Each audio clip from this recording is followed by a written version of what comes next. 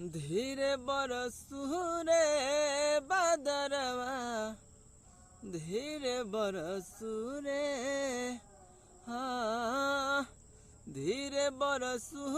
रे बदरवा धीरे बरसू रे तन बदन मोर तड़पाता भीतर के अगिया भड़काता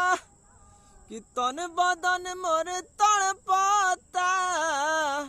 भीतर के अगिया भड़काता कैसे दिलवा के हम समझाई कोमल करे जा धड़काता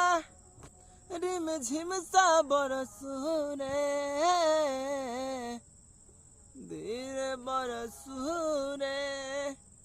बदरवा धीरे बरसू रे हाँ धीरे बरसू रे बदरवा धीरे बरसू रे हाँ धीरे बरसू रे बदरवा धीरे बरसू रे धीरे बरसा हो बदरवा धीरे बरसा हो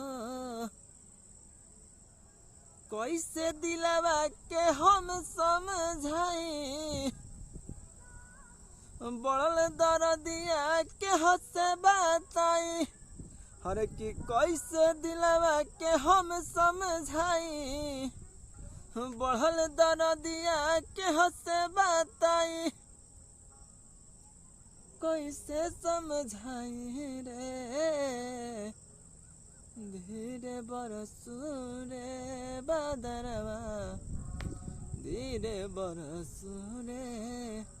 हाँ धीरे बरसू रे बदरवा धीरे बरसू रे